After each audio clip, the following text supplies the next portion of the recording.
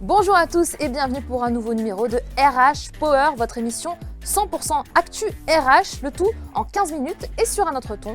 Merci d'avoir été si nombreux lors des précédents épisodes et de nous avoir fait vos commentaires. Je vous rappelle que vous pouvez nous faire vos suggestions, vos retours, vos critiques même dans les commentaires de cette vidéo. Je vous dis à tout de suite pour un nouveau numéro de RH Power.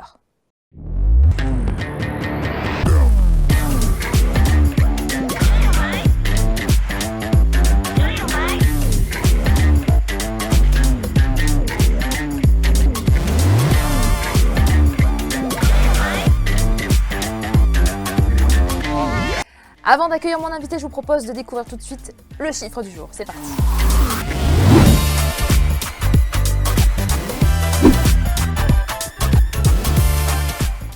« 191 000 nouveaux emplois ». Donc c'est le chiffre cette semaine, c'est un gros chiffre qu'on a. C'est le nombre d'emplois donc estimés par Pôle emploi qui seront à pourvoir d'ici 2022 dans la tech.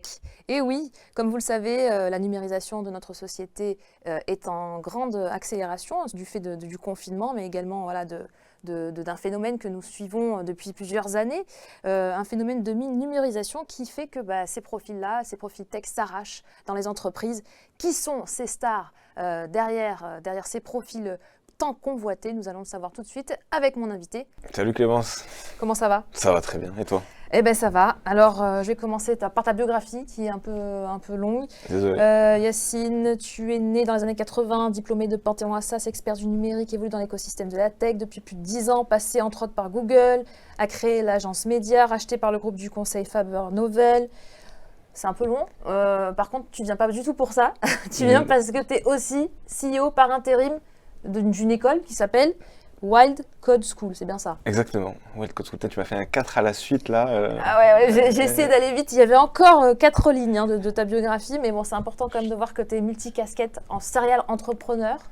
Voilà, on peut dire ça. Ouais. Mais voilà, tu viens en tant que fondateur, que CEO de cette école, et tu vas nous parler du coup du thème du jour, de ce recrutement, de cette pénurie de profils tech. Et voilà, j'aimerais d'abord qu'on commence du coup pour te connaître un petit peu mieux, pour voir si tu as de l'humour, par une petite vidéo. Tout de suite, le clin d'œil.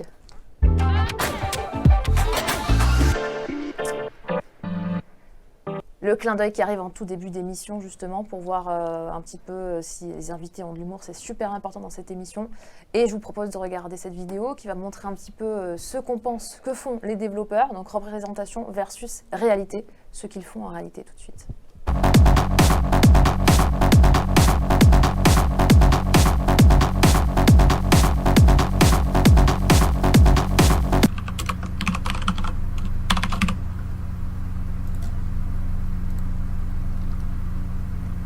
God fucking...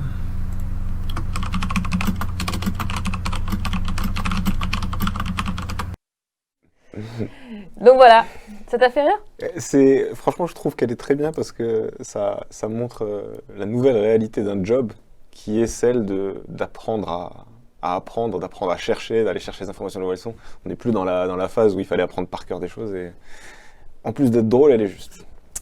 C'est bon, j'ai de l'humour, j'ai gagné le... C'est beau, t'as gagné en partie, on va voir pour la suite. J'aimerais que tu me dises ce qui t'inspire, le personnage qui t'inspire le plus dans la tech, si tu devais en choisir un. Alors, aujourd'hui c'est un peu cliché de parler de lui, même s'il n'est pas si consensuel que ça, il est un peu polémique. C'est Elon Musk, il me fait vraiment marrer, il est fou déjà. Je pense qu'on peut le dire, il est fou. Complètement star, on est d'accord. C'est un mec qui est... très très en prise, c'est-à-dire qu'il fait de la tech qui impacte à très très grande échelle le monde réel, c'est-à-dire que c'est pas quelqu'un qui fait du SaaS et c'est un mec en fait qui s'attaque à des projets extrêmement complexes. Il adore la complexité, je pense que c'est une très bonne illustration pour attaquer un projet complexe ou un sujet complexe, il faut le découper en plusieurs projets plus simples et en plusieurs sujets plus simples. Et je pense que c'est une très bonne manière d'affronter les difficultés et voilà, il est assez exceptionnel, bien que polémique. D'accord. Est-ce que tu penses que Elon Musk il va sur Google aussi pour chercher des solutions à ses problèmes? C'est sûr. C'est sûr qu'il va sur Google. On y va tous? On y va tous, ouais. Très bien. Je voulais savoir pourquoi tu as rejoint cette école, donc Wild Code School, pour ceux qui ont manqué le début de ta biographie. Et surtout, est-ce que tu peux me dire à quel problème elle tend à répondre, cette école, la fondation de cette école? Ouais, avec plaisir. Donc, Wildcode School, c'est une école que je connais depuis longtemps puisque j'ai eu le plaisir d'être business angel pour cette école, donc j'ai investi de l'argent assez tôt. Et ensuite j'ai été proche de cette école pendant plusieurs années en tant qu'investisseur, et j'ai eu un très très gros fit avec Anna Stepanov, qui est la fondatrice de la Wildcode School. Et en fait, j'ai rejoint l'école parce que il y a un vrai alignement avec mes valeurs. En fait, c'est une école qui a comme objectif d'accompagner des gens dans leur leur chemin professionnel, puisque en fait la mission de la Wildcode School, c'est de réussir à réconcilier l'offre et la demande dans le monde du travail, dans le monde professionnel, puisqu'on va aider des gens qui ne sont plus intéressés par leur métier actuel, ou alors qui ont envie de changer de métier, à se reconvertir et donc à devenir développeur, qui est, je ne t'apprends rien, un métier dans lequel il y a des besoins très très importants. Un métier d'avenir, exactement. Ouais, absolument. Et donc, tu rejoins le constat que font pas mal de recruteurs. C'est une étude du cabinet Michael Page Technology et Choose Your Boss. 7 recruteurs sur 10 estiment qu'il y a un sentiment de tension sur les profils tech. Est-ce que tu rejoins du coup ce constat ? C'est sûr, il y a un vrai sentiment de tension, et c'est pas qu'un sentiment, c'est un fait. Pourquoi il y a de la tension ? Alors qu'on a produit plein d'ingénieurs, plein de développeurs, etc. Depuis que ça fait des années qu'on dit qu'il y a de la tension, donc ce serait un peu étonnant qu'on soit encore à cette situation si jamais il n'y avait pas une évolution là-dessus. En fait, l'évolution, elle se situe au niveau du besoin. Le besoin a continué à évoluer, le besoin augmente énormément. Donc, bien qu'on ait produit des professionnels, ils ne suffisent plus. Et en plus, on a un phénomène qui est assez intéressant à observer, qui n'est pas si évident au démarrage, c'est que les professionnels du développement qui étaient les premiers historiques, entre guillemets, qui sont plutôt des ingénieurs issus d'écoles d'ingénieurs, etc., ont un peu tendance à aller sur des postes de management, sur des postes de direction, et à déserter parfois un peu les métiers core, tech, de dev. Et donc du coup, il y a besoin d'avoir une autre couche de professionnels qui sont plus opérationnels, et c'est un des besoins auxquels on répond, justement. Alors justement, comment on y remédie, à part faire du coup la promo des écoles comme la tienne ? Comment on fait pour pallier ce problème ? Eh bien, en réalité, c'est biparti, c'est-à-dire que c'est même tripartite. Il faut que de plus en plus de gens continuent à s'intéresser à ces métiers pour les rejoindre, en fait, donc des candidats, des gens qui sont en reconversion, mais aussi des gens qui rejoignent cette filière en formation initiale. Il faut qu'il y ait des écoles, il faut qu'il y ait une offre de formation importante, puisqu'il faut accompagner ces gens-là dans l'apprentissage.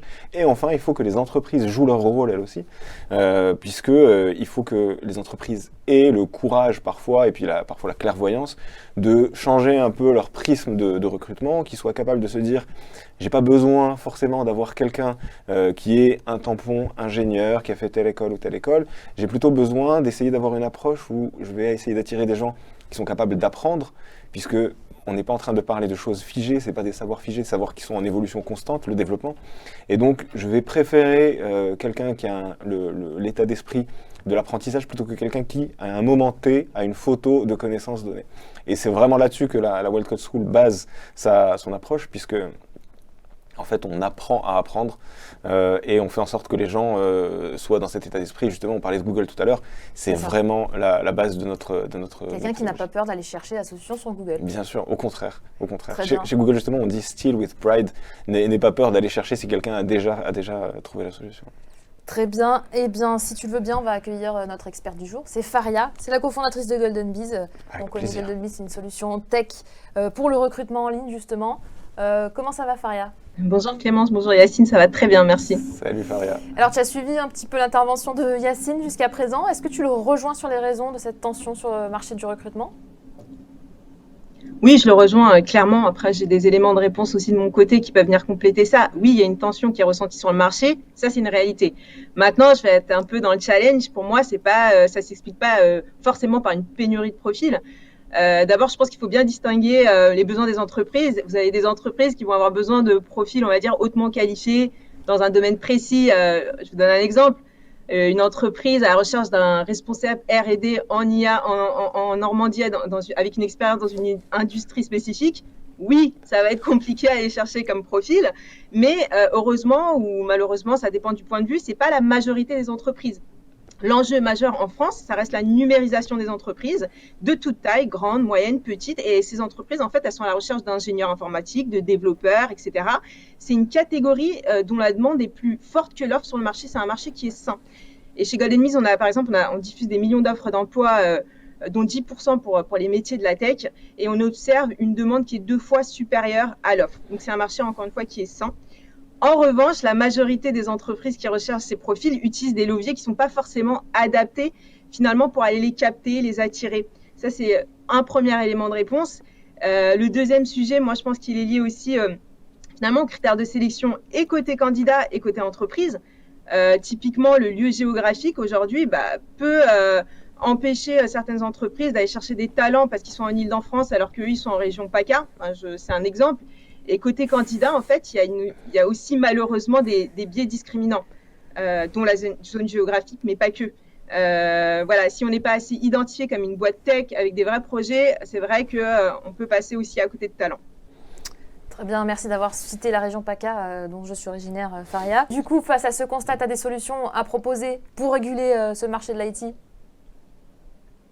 Écoutez, là-bas, c'est former mieux, former plus. Ça, je pense que c'est le plus important. Ça vient bien en amont des problématiques de recrutement. Après, je pense qu'il faut mieux exploiter la donnée, la technologie numérique pour aller bien sourcer ces profils-là. Il faut les connaître. C'est le jeu de l'offre et la demande. Il faut adapter son offre à la demande et c'est ce qu'on demande aux entreprises. Et heureusement, il y a des technologies qui permettent de le faire.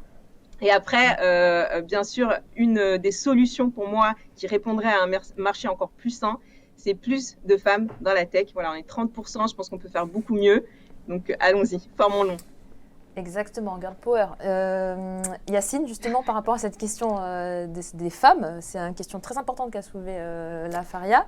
Est-ce que toi, tu vois une évolution dans ton école, par exemple, sur les formations Alors, déjà, juste, je ne peux qu'être d'accord avec ce que Faria disait avant, évidemment, et la partie tech, je ne peux qu'abonder dans ce sens. Sur les femmes, c'est un vrai sujet. Moi j'ai une position assez drastique là-dessus, et je pense qu'il faut faire de la discrimination positive, il faut le faire sans en avoir honte, parce que on est dans une configuration où en fait, si jamais la phase précédente ne comporte pas des femmes, on ne pourra pas retrouver une proportion acceptable de femmes dans la phase suivante. Donc typiquement, se dire, si jamais il n'y a pas de femmes qui sont formées, suffisamment de femmes qui sont formées au métier de la tech, eh bien, on aura du mal à avoir suffisamment de femmes qui sont dans le milieu professionnel de la tech. Et à titre anecdotique, moi, c'est un sujet. Moi, un de mes premiers stages, c'est le fameux moment où on dit ça ne nous rajeunit pas. Donc, c'était il y a quelques années. J'ai fait un stage à l'ONU, dans une antenne de l'ONU qui s'appelle l'UNIFEM, Fonds des Nations Unies pour la femme, où j'ai bossé à l'époque déjà sur un projet pour essayer de rendre plus accessible l'éducation techno aux femmes. Et en réalité, aujourd'hui, bien que ça évolue, et tu as raison Faria, t'évoques le chiffre de 30%, on pourrait se dire que c'est pas si mal, on est encore très très loin des 50%, voire plus, pourquoi pas. Et ma vision sur cette évolution, c'est que ça évolue, pas suffisamment vite, et il faut pas avoir honte ni peur d'y aller à grands coups de discrimination positive ou autre sujet très concret pour établir justement cette parité dans un premier temps, et puis après... plus besoin de discrimination. Exactement. Lancer le moteur. Très bien, merci beaucoup. Faria, tu as mené une enquête pour comprendre justement les attentes des candidats et des salariés issus des métiers de l'IT. Est-ce que tu peux nous en dire plus ? Oui, tout à fait. Et exclusivement en plus pour cette émission. En fait, l'idée, c'est de savoir un peu, avoir des éléments de réponse pour améliorer l'attractivité finalement des entreprises pour ces profils-là. Et donc, j'ai posé une question, plusieurs, mais la première, c'est top 3 des critères de sélection d'une entreprise par les candidats. Alors, vous avez d'abord la mission, le salaire et le sens qui reviennent. Alors, c'est un ensemble, bien sûr. Ça ne veut pas dire que si vous proposez une mission hyper sympa et très tournée tech et que le salaire ne suit pas, que la personne va forcément accepter. En revanche, si vous avez un salaire très attractif, mais pas les missions qui suivent, vous risquez de perdre votre candidat. J'ai également sondé sur les raisons qui peuvent rebuter finalement les candidats à entrer dans une entreprise. J'ai quelques éléments de réponse. Le manque de flexibilité de l'entreprise, notamment concernant l'organisation de travail, on fait référence là au télétravail, clairement, et la distance. L'utilisation de technologies dépassées, ne pas être à la page, le manque de culture IT, un management trop rigide ou encore un salaire inapproprié. Très bien. Des réactions par rapport à ces chiffres, ces résultats? Ça m'étonne pas. Effectivement, ça fait un peu cliché d'évoquer ça, mais c'est vrai que les devs, les techs ont un peu la réputation d'être un peu no bullshit. Et typiquement, la proximité avec les valeurs et le fait de savoir concrètement sur quelle techno ils vont bosser, quels sont les projets, etc. Ça, c'est quelque chose. Ils vont être beaucoup plus sensibles à ça que à un peu de marketing sur la marque employeur et de dire nous on est comme ci, on est comme ça. Et c'est vrai que un des conseils du coup qu'on pourrait donner effectivement aux entreprises, c'est de leur dire soyez beaucoup plus vrais dans ce que vous leur poussez comme information lors des offres d'emploi. Partager avec eux le fait que voilà la techno sur laquelle tu vas travailler, voilà le tel sujet sur lequel, le projet sur lequel tu vas bosser, etc., etc. Ils seront beaucoup plus sensibles et pourront juger sur pièce plutôt que d'être dans une espèce de truc un peu marketing. Très bien. Donc ça, c'était ton conseil. Est-ce que tu en as d'autres aux recruteurs? Parce que cette émission, c'est aussi pour donner des pistes de réflexion et des solutions aux problèmes qu'on évoque. Aujourd'hui, c'est le problème de recrutement des profils IT. Est-ce que tu as d'autres conseils à part parler vrai, être vrai? Ouais, je pense qu'il y a un autre sujet qui est hyper important, c'est réussir à vraiment comprendre ce dont on a besoin. C'est-à-dire qu'on a beaucoup de recruteurs qui sont un peu dans une approche de j'ai besoin d'un dev. Pour moi, un dev, c'est quelqu'un qui a fait une école de commerce à Bac+5 et une école d'ingénieur Bac+5 et qui donc correspond à tel et tel critère. En réalité, ça évolue énormément. Faria l'évoquait tout à l'heure. Il y a tous les sujets de, typiquement, en fait, nous, notre approche chez Wild Code School, notamment, mais on est loin d'être les seuls, mais c'est de dire apprenez aux gens à apprendre, faites en sorte que ce soit des têtes bien faites plutôt que juste, encore une fois, une photo d'une situation à un moment T. Et une fois qu'on a réussi à avoir ça, essayez de juger pendant les entretiens un mindset, une manière de faire. Il y a rien de plus facile à intégrer que des connaissances. En revanche, un mindset, c'est quelque chose de beaucoup plus compliqué. Et ça, c'est un truc dont il faut tenir compte, je pense. Super, merci pour tes conseils. Et Faria, est-ce que toi, tu as des conseils de ton côté à donner aux recruteurs qui regardent cette émission? Mais en fait, j'ai mieux que des conseils. Clément, je propose de partager les messages qui sont donnés par les principaux concernés à destination des RH. Regardez moins les grilles de compétences et salaires et essayez de connaître les candidats au cas par cas. Soyez transparents, honnêtes et tenez les promesses engagées lors d'une embauche.